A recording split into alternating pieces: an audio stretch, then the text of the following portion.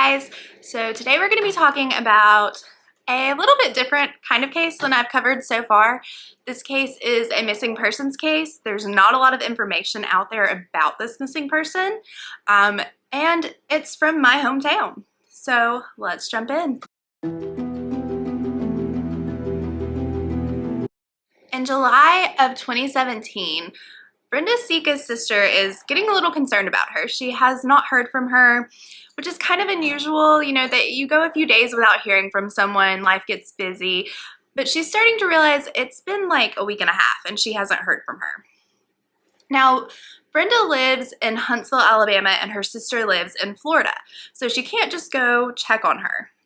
So what she does instead is she finds her boyfriend, who we're gonna call Jay for this episode, finds him on Facebook and sends him a message and is like, hey, have you seen my sister? Have you heard from her? And that's when Jay tells her that Brenda has a new boyfriend. She's moved out of her apartment and has moved to Wyoming with her new boyfriend, which kind of stuns her sister because, again, her sister, they talk enough to know that her sister knows Jay, or at least how to find Jay, even though she doesn't have his number or contact information, how to get in touch with him to ask about her sister. Her sister obviously tells her those kinds of things. So who is this new guy that she hasn't heard anything about? Her sister moved without telling her. Like, the whole situation is just crazy. So Brenda Sica is 5'1" to 5'2". She's 100 to 120 pounds. So very, very petite, but very much take no crap, which we love. We love. When you're that size, I feel like you kind of have to be a little feisty and just do what you're gonna do. So she lived in jeans and her band tees. She had super long, dark hair at the time of her disappearance. She's beautiful. Brenda also loved her dog. She had a little mutt that's name was Bowie. She took Bowie everywhere with her. She had been in the military. She was a veteran. But in 2011, she had graduated from Nova University with a bachelor's degree in psychology. So as she's going to school, she's gotten out of the military, she's going to school, she's bartending to support herself during this time. And it's through bartending that she kind of gets into a more party crowd. She's drinking a little too much. There may be a little bit of drug use going on. It's becoming too much. So she tells her sister that she wants a fresh start. She wants a fresh start, and she decides to move to Etowah County, Alabama. Now, if you don't know anything about Alabama, Etowah County is pretty small as far as population. The biggest city is Gadsden. There's not a lot there, not a lot to do there. But she moves to a little town called Altoona. Now, Brenda chose Altoona because her boyfriend's mother lived there, and her and Bowie moved in with her boyfriend's mother. Now, she moved in with her boyfriend's mother, not her boyfriend, because her boyfriend at the time was a man named Bobby Ray Gilbert. Now, some of you may recognize this name, Bobby Ray Gilbert. He is kind of infamous in his own right. He was a prisoner at Atmore Prison, which is about 3.5 hours from Altoona, where Brenda has moved in with his mom. He was on an episode of Life After Lockup, which is actually how Brenda saw him. She told her sister that she saw something in his eyes and she started writing to him. And I think it's really important to point out a couple of things here. First of all, to some people this sounds like a little crazy, I guess. You're writing to an inmate. But you have people like Chris Watts, who killed his entire family. He is getting, from, you know, I guess gossip reports or whatever, tons of fan mail. People want to talk to him. There's some type of appeal there, whether it's I can fix him, whatever the appeal is, it's there. It's not something that's super uncommon. And I think it also goes to show that Brenda was very not judgmental. She wasn't judgmental. She tried to see the best in people, and so she ended up in Altoona. Now, after a while, this situation is not working for her. Now, Bobby Ray Gilbert was kind of notorious for talking to women, I guess. He just was a ladies' man, even in Atmore, and was just kind of a con man. He eventually would be found dead in his cell in March of 2022 from a drug overdose. After the relationship with Bobby Ray deteriorates, Brenda moves to Atala, and she begins working at a club called Babes and Foxy's in Walnut Grove. So she's gone back to bartending. And it's during this time bartending in Etowah County that she meets a man we're gonna call Jay. Now, Jay comes into the club she's bartending at. Now, Jay starts coming in regularly just to talk to Brenda. They've hit it off, they get along really well, and so their relationship kind of blooms from there, if you will. Now, Jay is married, and he does not live in Huntsville, but he works in Huntsville. So he ends up moving Brenda and Bowie to Huntsville, Alabama. Now, specifically, Jay moves Brenda and Bowie to the Overlook Apartments off of Sparkman Drive in Huntsville, Alabama. Now, if you know anything about Huntsville, it's not a great area. Yeah, that's all I can say is it's not a great area. So Jay moves Brenda to the Overlook Apartments off of Sparkman. During this time, and this is December of 2016, 2017. So that winter, she's only in Huntsville for about 6 months. During that time, she doesn't work. She doesn't really even leave her apartment. Jay, and I really dislike this, just in general for anyone, not just the situation, he has taken her to this place where she basically knows no one and has isolated her. She is dependent on Jay for everything. He pays the rent for the apartment. He brings her groceries. He brings her alcohol. I'm assuming he brings her dog food for Bowie. She is totally dependent on this man. And again, he doesn't even live in Huntsville. He works in Huntsville. And he has an RV that he parks in Huntsville and works during the week and then goes home. He lives in central Alabama. So again, Brenda's only here for 6 months. And it sounds so weird to me that she didn't work, she didn't do anything. I say she didn't do anything, but she was just completely dependent on Jay. But at the same time, give me a dog, books, and high-speed internet, and I'm set. Like, I don't need anything else. So, like, I get it. So during this time, Brenda is talking with her sister and, you know, letting them know Bowie has gotten sick. He has cancer, which is devastating. Everything seems pretty normal. She's FaceTiming her until July. Now, July of 2017, she just goes silent. There's no more communication. So again, Brenda talks to her sister. And when I say talks, it's not just a, hey, how you doing? Surface stuff. They talk. She knows about Jay. She knows Jay is married. She knows that he has moved her and Bowie to Huntsville. She knows Bowie has cancer. Her sister has shared that with her, which I'm sure would be devastating when you have a pet that you've had for years.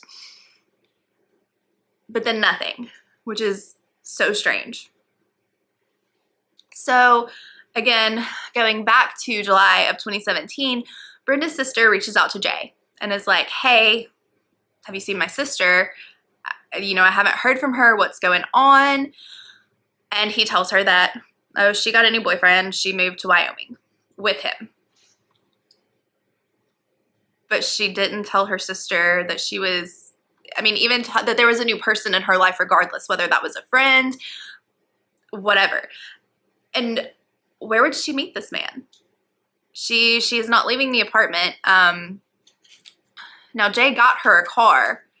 This car was a white SUV, and I'll post an image of what it might have looked like, but it wasn't registered. So, like, you could drive it, I guess, in an emergency, but it's not registered. The other thing is there is no indication that Brenda ever got her driver's license renewed. So we know she had a Florida's driver's license when she lived in Florida. Now, she's been in Alabama since 2011 and has never renewed a license. So she doesn't even really have a driver's license. So how, and again, we are 5'1" to 5'2", 100 pounds, maybe 120. How did she move out of her apartment by herself? There's no way. She had furniture in this apartment. She had couches. Her sister had seen them on FaceTime. She had these things, and all that was left was, like, I believe it was like a side table. The apartment was cleared out. Someone had to help her. Someone had to help her. Someone had to do it for her, because there is no way. Which leads to, where's Bowie? Bowie, again, had been diagnosed with cancer. And after Brenda's disappearance, her mother actually called hundreds of vets, seeing if anyone had seen Bowie, had seen Brenda, had, giving them descriptions of what they look like, both of them, and have you seen anyone that fits this description? Have they brought a dog in with cancer? All of these things. And again, for someone who's an animal lover, the death of a pet is major. That's a major event. That is something that you share with your loved ones. That this has happened. I'm devastated.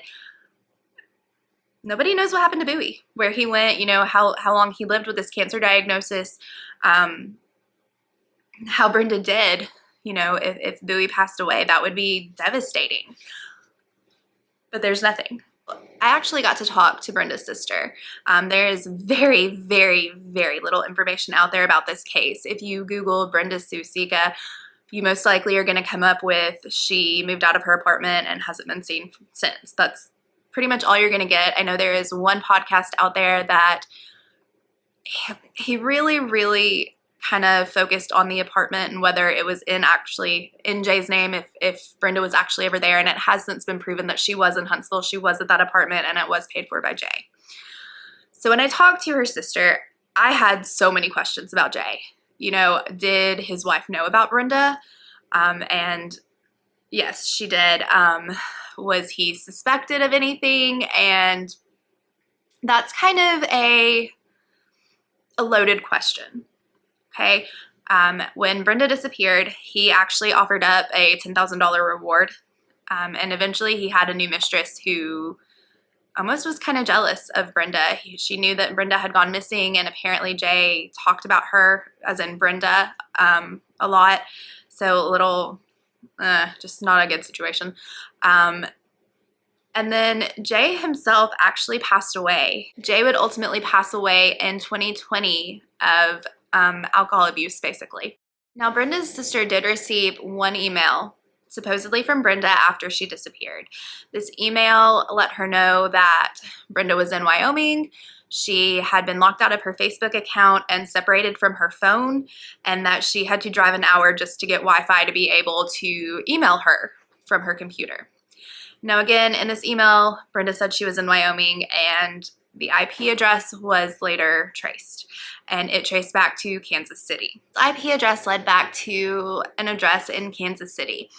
Now, this area of Kansas City it's not the best. There are a lot of resources for the unhoused population. This is interesting because it was later determined that Brenda's phone may have been in the possession of Sandra North Wagner. Now, Sandra and Brenda were Facebook friends. Sandra was transient. Her addresses were mainly soup kitchens, resources for the unhoused population, which again, the IP address in Kansas City leads back to an area that has a lot of those resources in that area. She is not a suspect of anything, but people would love to talk to her. No one has been able to talk to her, contact her, and ask her, about this phone, about the last time she saw Brenda, which could be really helpful to this family in figuring out Brenda's next movements. So there are a lot of unanswered questions in this case. I really wanted to share this case. One, it's from my hometown. Brenda went missing from Huntsville, Alabama. Secondly, there's not a lot of information out there. This is not a case that you can Google and find news reports and find, all these details and all this information. She just seemed to vanish. And again, I go back to, at the time of her disappearance, she was 43, 5'1" to 5'2", 100 to 120 pounds. I still just feel like there is no way she moved out of that apartment by herself. Now, if you know someone that helped her move, if you know someone who moved to Wyoming around this time, if you have any information, if you remember talking to her, seeing her, please get in touch with the investigator in this case. Now, I'm going to have information for the investigator, who to contact if you have information. I'm also going to have links to a couple of Facebook pages that are there specifically to get information out about Brenda's case. Make sure you go and like those and share those. Get those out as widely as possible. This case needs It needs eyes on it, and this family needs answers. They have been waiting 7 years to find out what happened to their sister and their daughter. What happened to Bowie? There's so many questions out there. And whether you know something about what eventually ended up happening to Brenda, whether she's in Wyoming or whatever may have happened, people along the way have pieces. People along the way have pieces of Bowie going to a vet, Bowie passing away, Brenda traveling through these places. People have seen her. They have to. Somebody knows something. So make sure, again, that you go and follow those Facebook groups. I'm going to have an image at the end of this video that has all of her distinctive tattoos and some more pictures. And I will see you guys next time.